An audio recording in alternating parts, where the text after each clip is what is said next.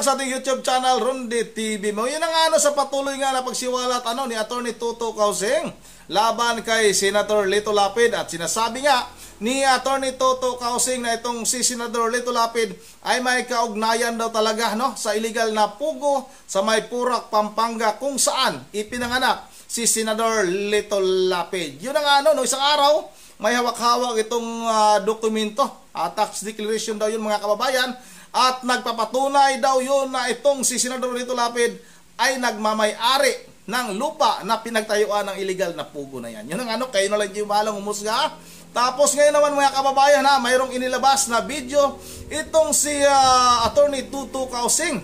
At ito nga yung mga sinasabi noon ni Percy Lapid. Bago pala pinatay si Percy Lapid ay tinuligsan niya itong si Senador Lito Lapid na naka-video, nagulat ako noon Yun ang sinabi noon ni Percy Lapid na itong si Lito Lapid nga na kanyang kamag-anak ay may kaugnayan nga daw sa illegal na pugo na yan. Kaya hindi mapahinto-hinto yung illegal na pugo na yan sa may Purak, Pampanga dahil nakinabang yung kanyang kamag-anak.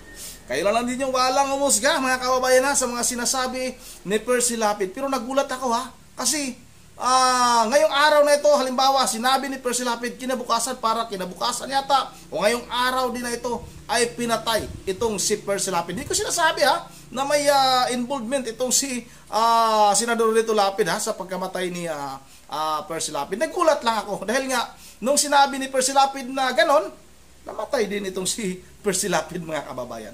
Yun ang wag na natin itong patagalin at sabay-sabay na natin itong panoorin.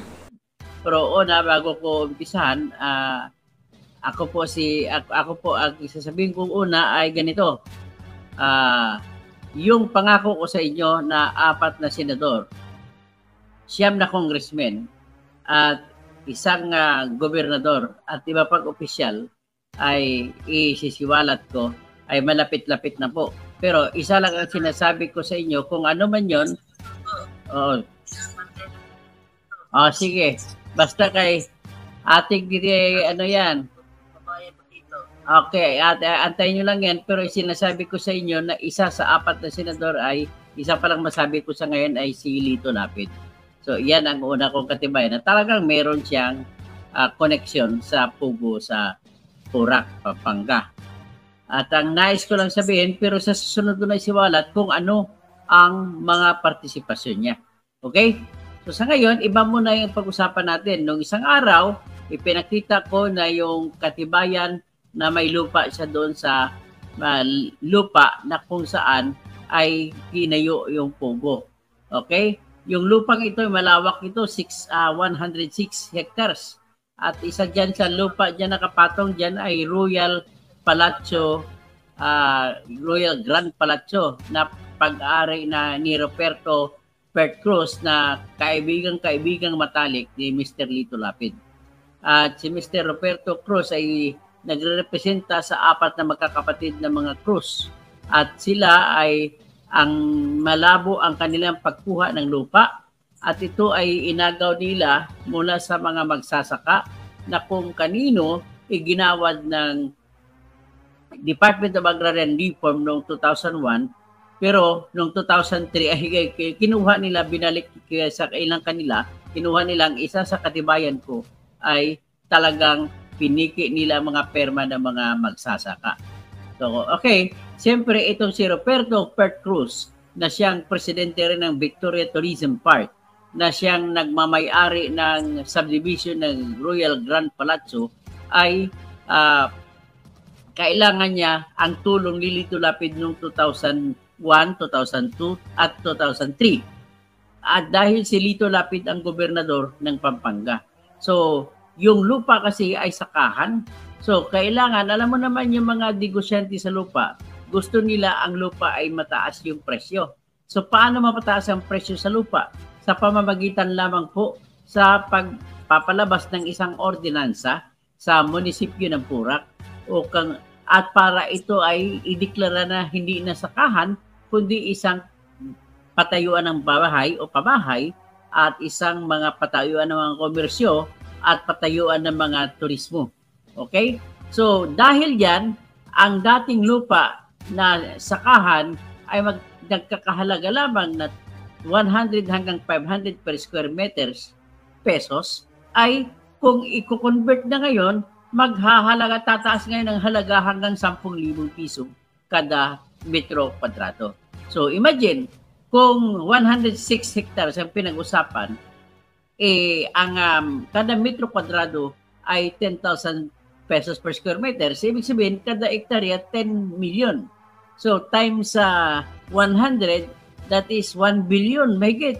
So, ibig sabihin, yung lupa na mura ay napahalagan mo, nabigyan mo ng halaga na mahigit 100 million at pwede mo na ngayon iutang sa bangko na kahit 60 million or tabi mo lang 600 million lang, kahit hindi mo na bayaran ang utang sa bangko, iparibata mo sa bangko, kikita ka pa. So ngayon, kung bakit yan ay kailangan ng papel ni Mr. Lito Lapid bilang gobernador ng Pampanga, ay sapagkat ang ordinansa na zona na pagiging hindi na agrikultura ang lupa ay kailangan aprobahan ng provincial level. Siyempre, sa provincial level, ang hari doon ay si Lito Lapid, gobernador siya. So isang utos na lang yan sa mga bukal o board member ay aaprobahan na ngayon ang ordinansa ng PURAC. At kung maaprobahan, tataas ngayon ang presyo ng lupa.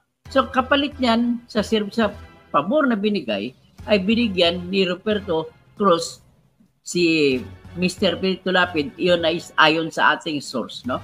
Na binigyan si Mr. Lito Lapid ng malaking lote sa 106 hectares. At iyan ang 106 hectares ay naaprubahan bilang tumulong din si Lito Lapid at sa pamamagitan ni Gloria Macapagal Arroyo na siyang presidente noong araw na yon ay na-convert, naaprubahan ng Department of Agrarian Reform na ang sekretary roon ay Roberto Obet Pagdanganan sa bilang turismo, komersyo at pang-residential na lupa. Biro mo 106 hectares na sakahan, kinonvert sa ganun lang kadali.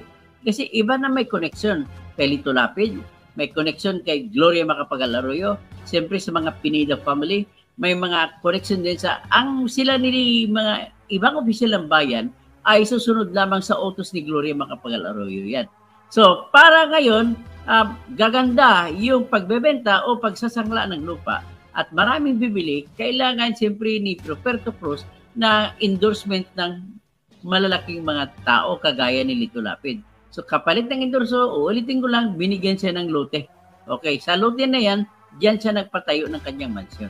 Okay, so ngayon, ng isang araw, pinakita ko, hinamon niya ko yung isang tax declaration na kung saan nakalagay ang pangalan ni Mr. Lito Lapid at kanyang maasawa na si Marisa. So, yun ay isa sa katibayan. So, ngayon, ang isa pa sa katibayan na aking nakuha ayon sa aking source, nung tumatakbo pa yung pogo na yan, ay isa daw sa manager itong si Mrs. niya o dating Mrs. niya na si Marisa Tadeo Lapid. So, kung ano man, hinihingi kung totoo man yun o hindi, nasa kay Lito Lapid niya pag-deny. Pero ayon sa aking source, ay talagang pinag-uusapan na manager sa Pugo, ito si Mrs. Marisa Lapid.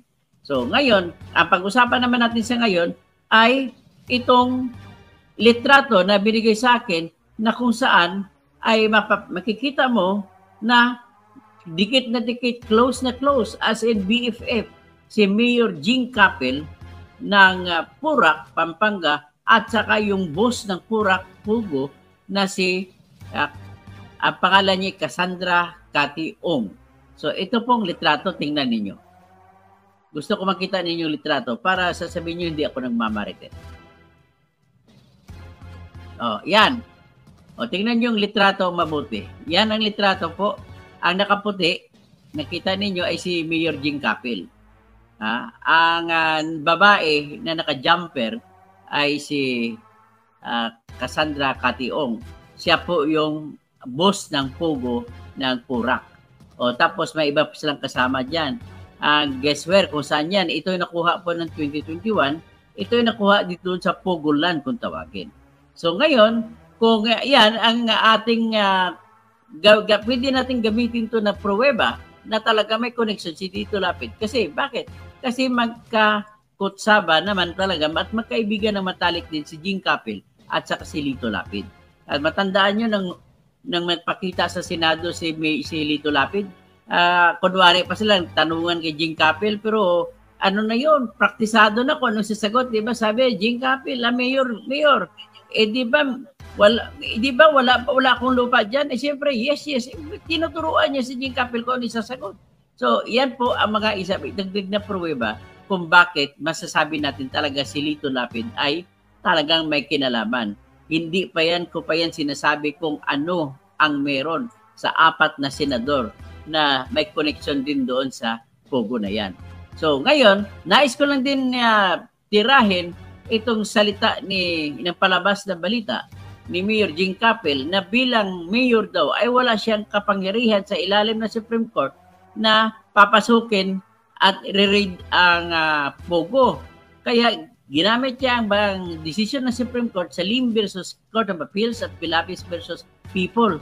Pero ang pagkakamali ni Jing Capel ay hindi ito nag-a-apply, hindi nagagamit ito sa kanyang kaso. Kasi ang kaso niya, tinatanong lamang siya, sinasabi niya na walang mga business permits itong mga Pogo na to o mga negosyo dyan sa Pogo. So ngayon, pag walang business permit, unang gagawin ng mayor ay hindi niya na sa totoo lang, hindi niya na kailangan inspeksyonin. Bakit mo kailangan inspeksyonin kung walang permit? Ang pwede mo lang ma-inspection ay yung mag-permit. Nag-apply ng permit at binigyan nyo ng business permit. Kaya magkarapatan kayo mag-inspection. Pero yung hindi pa na-renew ng 2024 ay hindi nyo pwede pasukin niya. Kundi may karapatan lamang kayo, mayor, na isara. Bakit nyo pa kailangan inspeksyonin? Hindi naman nga nag-apply sa inyo ng renewal. Pero kung makita nyo naman sa labas, kahit hindi na makita sa labas, kung tumatakbo negosyo hindi, isara nyo lang. Padlock nyo lang kasi walang negosyo, walang resensya. Ganun lang kasimple. Pero yung kanya, yung katwiran, tinanong siya sa hearing na hindi daw siya makapasok. Pilit daw nila pinapasok tapos pinigilan sila. So ngayon, binigyan niya ng katwiran kung bakit hindi siya makapasok dahil sa desisyon ng Supreme Court. Pero yung desisyon ng Supreme Court na binabanggit niya ay nagsasabi, bawal ang mayor at ang kanyang pulis na mang-raid. Bakit? Mang-raid bang pagpasok ko doon? Hindi naman Mag-inspection lang kayo kung meron kayong maayos na fire extinguishers, fire systems, kung meron kayong health systems na maayos, kung meron lahat, maayos ba? Hindi naman kayo papasok para mang-akusa ng tao at hindi kayo papasok para mang-aristo. Yun ang bawal. Ang papasok ka mag-aristo at papasok ka magkakaso. Ang sayo lang naman, papasok ka para lamang titingnan kung nasusunod yung mga patakaran patungkol sa kuryente, patungkol sa mga apoy o fire. Siyempre, kailangan may fire extinguishers, kailangan may sprinkler systems kasi malaking building na. At siyempre pa, kailangan kung nakatupad ba sila sa tinatawag sa kalusugan. Kailangan niya at saka titingnan din kung ang lahat ng mga empleyado ninyo ay mayroon pang occupancy, business permit, permit to work or work permit. Kasi bawat bayan, may karapatan po ang bawat bayan na kailangan na i-require ang lahat ng nagtatrabaho sa kanilang bayan o city na kukuha ng work permit sa kanilang bayan. So, pwede yun kasi ang pakay nila, hindi magkulong na tao, hindi mga aresto. Oh, Mayor, huwag ka naman mangangan dyan. Halata naman kayo ni Mayor Lito Lapid na nagkukutsabahan kayo. So ngayon, isa ka pang dagdag kong ebidensya na kung bakit si Lito Lapid ay talagang in na in sa Pugo, sa Purak, Pampanga, ay ito, pakinggan ninyo yung ilalabas ko rito na broadcast ni Mr. Percy Lapid noong September 22, 2022. Ito ay ilang araw lamang bago siya binaril noong October 3, 2022. So pakinggan ninyo ang sinabi ni Mr. Percy Lapid nung araw pa. Nung araw pa bago siya mamatay. Ito, papakinggan ninyo. Now, yan. I-play ko Pakinggan ninyo ano sinabi ni Mr. Percy Lapid laban sa kanyang kamag-anak na kanya ng tinakwil. Giisip mo. Pero ikaw ang chairman ng tinatawag na Games and Amusement Committee sa Senado. Kundi ako nagkakamali. Si Lito Lapid yan, mga kaibigan. Bakit hindi niya napapaimbestigahan ang mga nangyayari sa Pogo. Ha? Ang nangyayari dyan, meron na ba kayong narinig na pinaimbestigahan ni Lito Lapid ang PAGCOR? Hindi. Nakikinabang siya. Kaya niya lang kinuha yung chairmanship para makinabang siya. Kaya walang investigasyon. Pogo. Lalo ngayon nakatakot-takot ang krimen. Sipin mo ngayon merong na-aresto. Ito, 43 foreigner ang nasagip di umano ayon sa pulis, na mga nagtatrabaho sa Angeles City, Pogo, dyan sa Angeles. At ito ay naaresto ang isang inchik. Na dahil ikinulong niya itong 43 dayuhan sa loob ng Pogo mismo. Sa Angeles City, malapit sa Angeles. Sa Balibago yata ito. In a statement, sa isang pahayag ng Central Luzon Police Director, Brigadier General Cesar Pasiwen, sinabi niya na ang PNP Anti-Kidnapping Group Operatives ay ni-raid, sinalakay yung Lucky South 99 building sa Phil-Am Friendship Highway sa Angeles City para sagipin si Wu Jia at ang 42 foreign nationals. Sabi ni General Pasiwen, ang mga pulis na umaresto dito kay Chen Yi-ben, 33 taong gulang, ng Clark Freeport Zone, isang human resource officer para sa Pogo Company.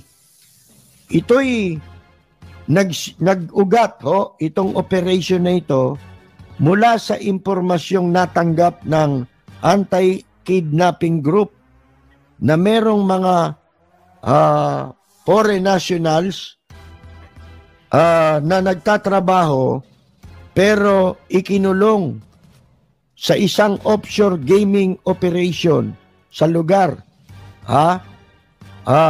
Sabi ni General, hindi pa yan.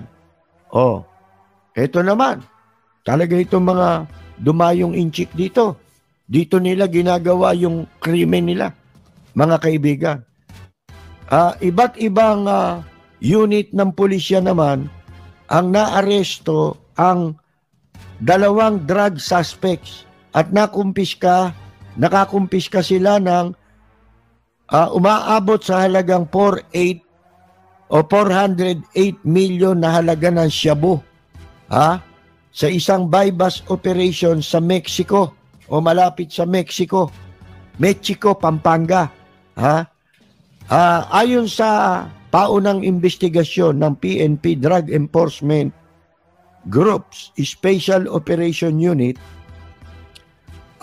National Capital Region, ang haba. Ang mga naaresto ay sina Wenji Chen, 45 years old, at si Yan King, 42, na kapwa po residente ng Angeles City. Ang operation ay inilunsad sa isang gasoline station. Mga bandang 1:45 ng hapon. Nakabili sila ng 5 kilong hinihinalang shabu na nakalagay sa 5 vacuum sealed plastic Chinese tea bags gamit ang 5 tig-1,000 piso na play money. O sa ilalim ng mga tig-1,000, 5 marka money na 1,000, sa ilalim mga play money na 5 lang yung totoo. Yung officer in charge ay nagsabi na ibinenta ang shabu sa halagang 34,000 pesos. Yon. Pagkatapos maaresto, ay nakakuha rin sila nakakuha mga otoridad ng 55 Chinese tea bags na naglalaman ng 374,000 pesos. Pati na yung sasakyan ng mga suspect ay kinuha ng mga otoridad. O yan, mga kaibigan, puro mga Chinese ito na dito ginagawa ang kanilang krimen sa ating bansa. Kailan kayo kikilos para sugpuin yan? Dapat panagutin dyan yung mga lahat ng pumayag sa visa upon arrival. Simulan mo kay Vitaliano Aguirre. Isama nyo si Morente.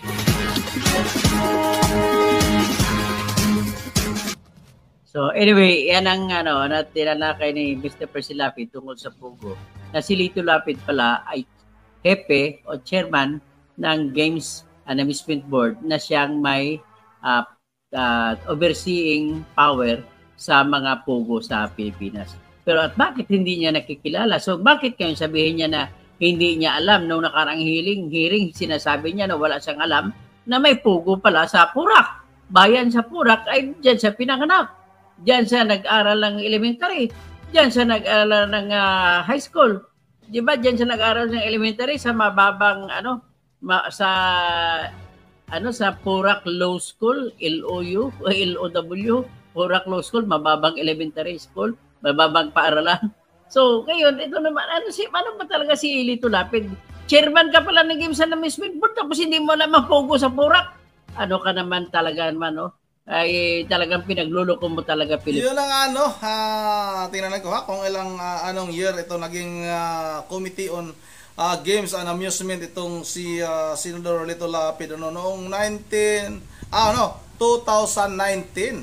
siya nagiging siya yung chairman ng Committee on Game and Amusement.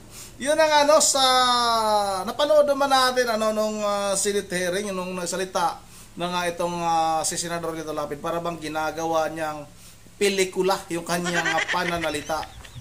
Mayor Jing Capel, linisin mo yung napura ka dahil dyan ako pinanganak. Isang lugar ko yan. Parang ganun ba? Tama rin siya si Attorney Tuto kasi na parang tinuturuan itong si Mayor Jing Capel kung ano yung sagot. At ito namang si Mayor Jing Capel, hindi rin ako naniniwala na wala itong alam dyan sa illegal na Pugo na yan, sa Purak na yan, dahil nasa sakupan niya yan. Imposible naman ikaw yung mayor dyan tapos wala kang alam. Hindi ka ba pagtaka, napakaraming building, napakalalaking building, tapos napakaraming inchik ang pumapasok araw-araw. Hindi ka ba magtataka bakit ang daming inchik dyan? Sige nga, silipin nyo na nga yan kung ano bang nangyari sa lugar na. Imposible naman na walang ganon. Hindi ka maalarma na ganong karaming inchik ang pumapasok dyan araw-araw. Imposible naman. Pinagluloko naman tayo nitong si Mayor Jing Capel. Yun ang dito lang muna at bago tayo magtatapos, pasalamat lang muna tayo kay Attorney Tuto Kausing o Dr. Tuto Kausing sa kanyang video sa kanyang video Yun ang bago tayo magtatapos, mag-shoutout lang muna tayo kay Ma'am Susan C76, kay Ma'am Joyce ng Japan, kay Ma'am Berge Religious ng Pulilan, Bulacan, kay Jonathan Tomas, shoutout Antonio Gita, shoutout Ricky Tilakas Munasilio, shout out sa iyo, idol. At shout out na rin kay si Lods Rosalie Malit na basa ko yung kanyang komento ng isang araw. Shout out sa iyo, Lods, taga Negros. Di pa natin natalakay yung kay Arne Teves. Hintayin na lang natin kung maibalik na dito sa ating bansa itong si Arne Teves at yung si naman yung kanyang kapatid na si Friday Teves. Ang balita natin ay nakalabas din kaagad ito dahil nakapagpiansa naman ito sa kaso na kanyang kinakaharap. Shout out na rin kay Virginia Sali, shout out kay Don Juan, kay Elmer Cora, shout out Miss G Ben Smith, shout out na rin kay Eileen Dalida at kay Albert Alan Canoy at kay Karina De La Cruz. Yun na dito na lang muna. At once again, this is Sunday TV mo. Ingat ang lahat. God bless bawat isa sa atin.